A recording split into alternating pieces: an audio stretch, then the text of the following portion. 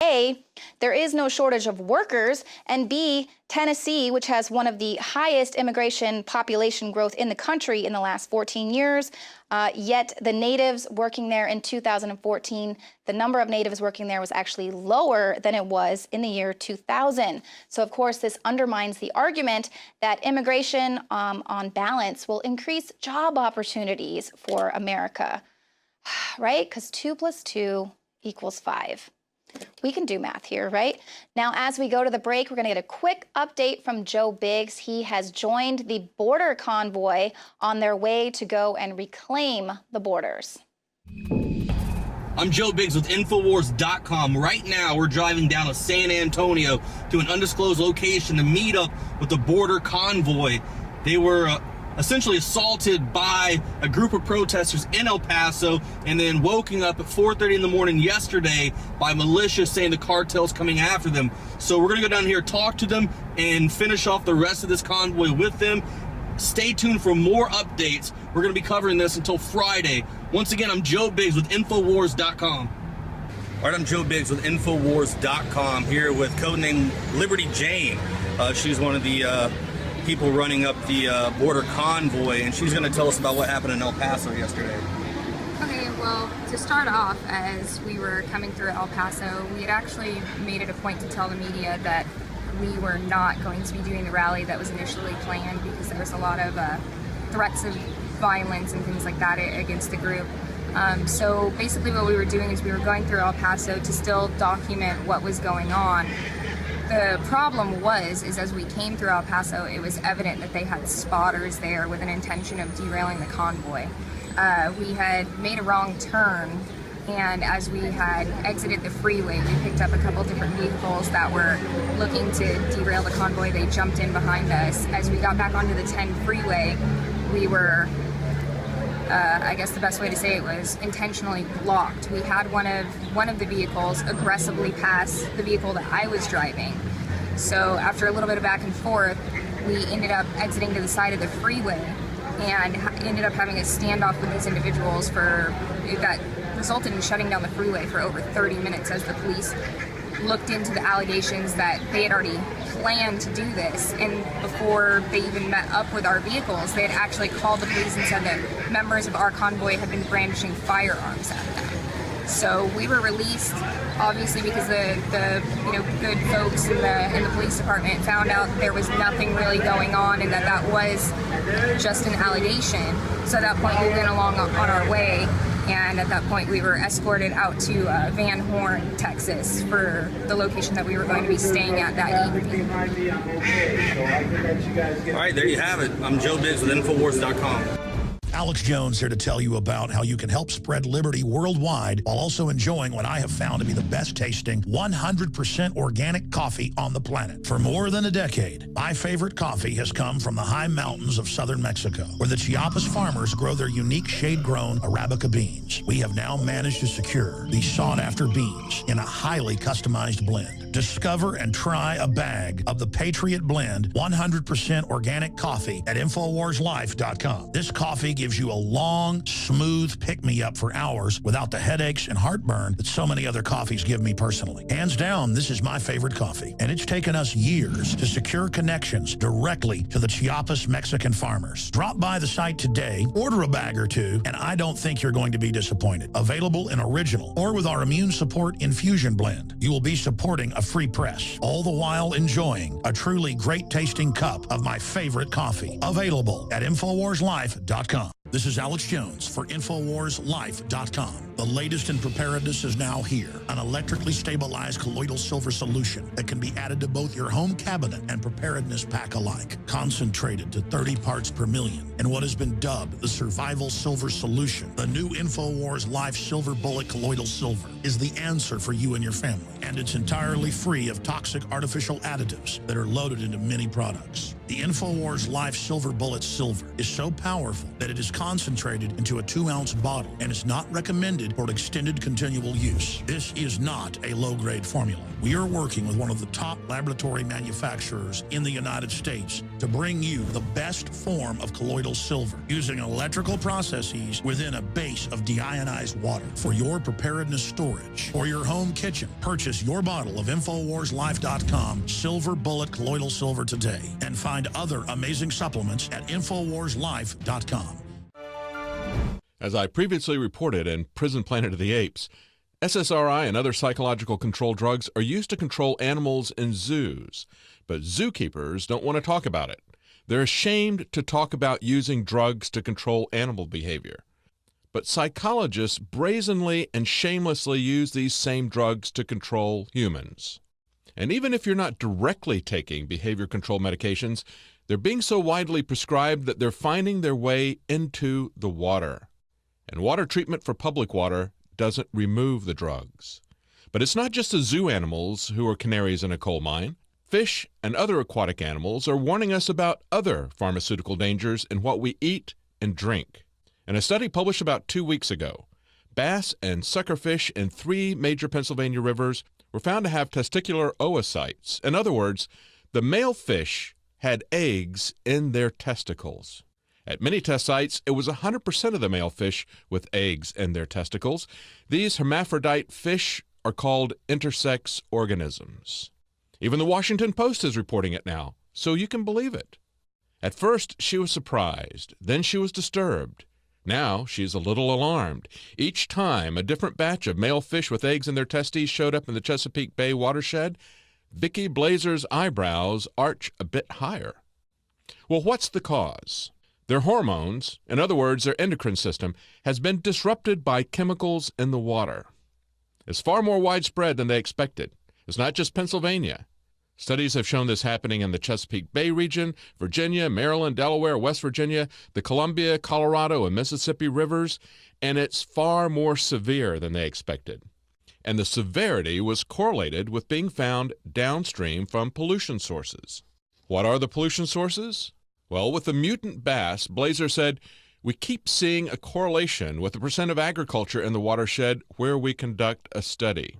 That's right, the chemicals came from agricultural runoff, from chemical fertilizers and manure, and get this, waste from human sewage. Think about that. Fish reproductive systems are being destroyed. Fish gender are being changed by chemicals, and those chemicals are coming from our food supply. They're chemicals that are being sprayed on our crops. They're chemicals that are being fed to the animals that we then eat. And they're chemicals that are found in our excrement that we've ingested. And the chemicals will have the same effect on us. The drop in Western fertility rates is not just a function of people making economic decisions about family size. These animals are warning us about our future. Now, are you concerned about the invasive nature of pharmaceuticals or perhaps GMOs in your garden and in our food supply? Well, you might be racist, right? That's for all of you gardeners out there who might use the term invasive species or soil purity when discussing your garden. You might be a suppressed racist. This is, of course, according to senior lecturer Dr. Ben Pitcher, who accused hosts of a BBC Radio 4 Gardener's Question Time of promoting nationalist and fascist beliefs.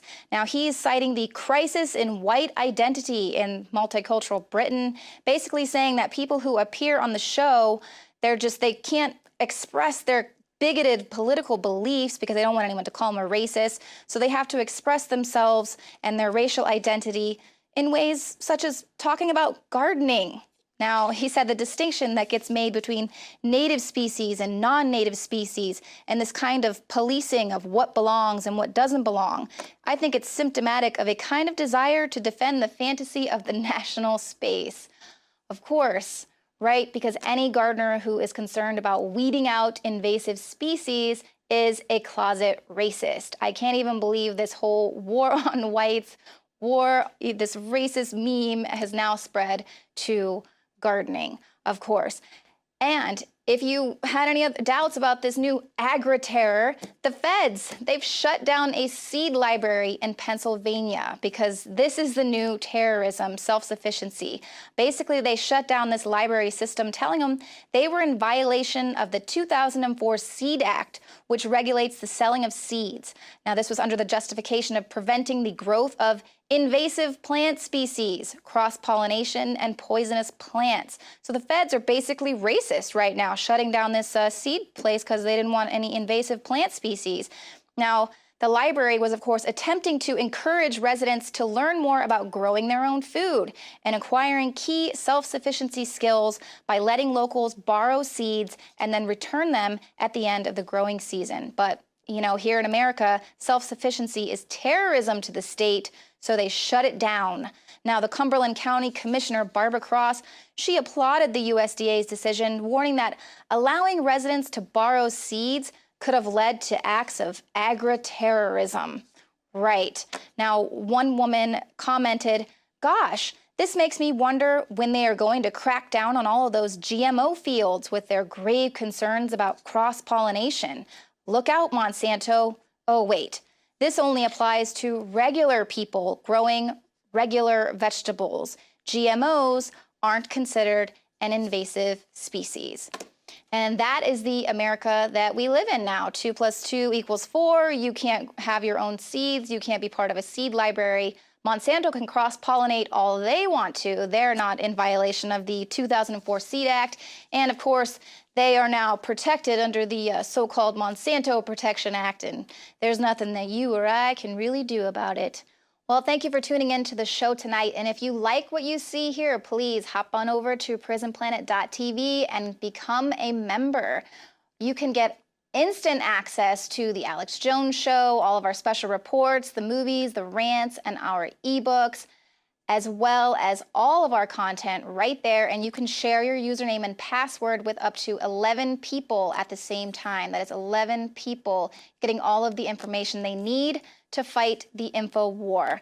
Now, coming up right after this, we are going to be airing the full 40-minute interview with retired Marine Colonel Pete Martino. He has something to say about the Homeland Security See Something, Say Something campaign. He says that whole campaign prompted him to say something about what he sees as this extreme buildup of arms against the American people. City of Austin tap water versus filtered City of Austin tap water. I can taste dirt in it. God knows what's in this. This has an aftertaste. Tastes like Austin water? Yeah, it does. Ugh. These people just sampled City of Austin tap water straight from the faucet. Next, we had them try a sample of tap water filtered through the ProPure G2.0 filtration system. High quality H2O. That one is better. Tastes like nothing. Yep, I know what good water tastes like. It's good water. Most tap water contains added substances like fluoride, chlorine, Monsanto's deadly pesticide, glyphosate, and many others. Studies prove that these substances are linked to an assortment of major health issues, including tooth decay, lowered IQ, and even cancer. It tastes like you're drinking out of the lake when you're drinking tap water. Yeah, it has that processed flavor to it. The ProPure G2.0 filtration system removes these deadly substances and many more, leaving only fresh-tasting, deliciously clean water. Okay, this is very tasty. It's good water. Refreshing. It's good. Go to InfoWarsStore.com today. Use promo code WATER and save 10% off your ProPure purchase.